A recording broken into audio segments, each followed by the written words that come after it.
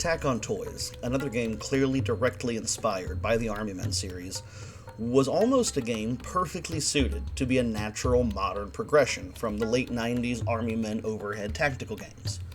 Like those games, you play from an overhead perspective. Like those games, you choose what to do with plastic resources you have at your disposal before the game starts. Lots of small units, a few strong units, base defenses, etc.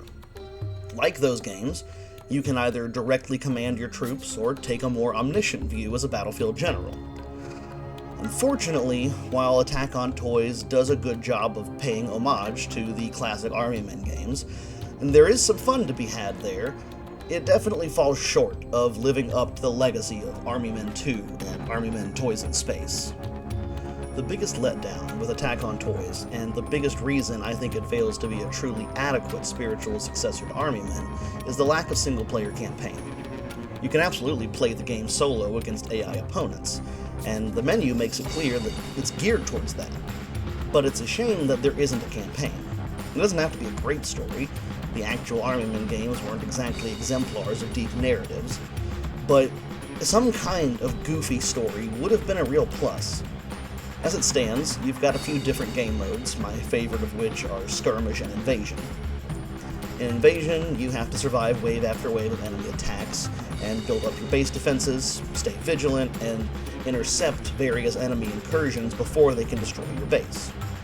In Skirmish, it's very similar to the random skirmish modes of the older PC Army Men games. You start with a set amount of plastic to build units or base structures, and once the game begins, you try to destroy the enemy's bases while preventing the destruction of your base. One thing that separates it from the older Army Men games, however, and is a nice addition, is the ability to accumulate more plastic during the game and construct additional units or buildings mid-game. I tended to build a plastic factory as part of my initial setup, with some anti-air, anti-tank, and anti-infantry defenses around it, and then try to accrue plastic during the game and expand my base with facilities that would heal troops or automatically produce vehicles. That one feature adds a lot of different strategy options to the game. Another feature that's truthfully pretty insignificant, but super cool to me, is the color options. Obviously, being so heavily inspired by Army Men, you'd expect to be able to select green, tan, blue, or gray as your team color. But you can also select orange, red, purple, or black. Red, orange, and black all appear either in minor roles or are mentioned in the Army Men games. And with those 7 colors nations, it's logical to assume that there'd be a purple nation somewhere. Not only does it allow for the possibility of huge 8-player battles, but it also just adds a bit of flair to the game. The difficulty is easy to adjust over a range of settings, and while lower difficulties are a lot easier to survive on, it can still be very difficult to destroy your enemy's bases, even on lower difficulties, until you really get a feel for the game. My primary complaint with the game, aside from the lack of real campaign or world building, is that it very much feels like an early access game. Aiming feels mostly good, but a little floaty, I guess, would be the best description. Driving the vehicles and flying the planes and helicopters also feel like they could use some refinement and are unnecessarily sluggish. That said, it's an indie game that's in early access, that was created by one person, and originally as a school project.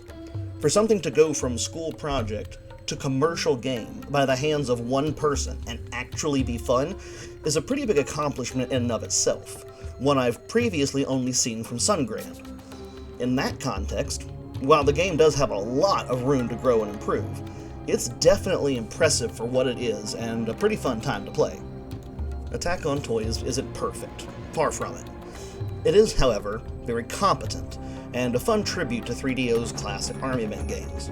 It's a shame that there's no story campaign for some cheesy plastic combat goodness, but the game modes that do exist are definitely enough to keep most entertained, with lots of different ways to go about fighting your battles.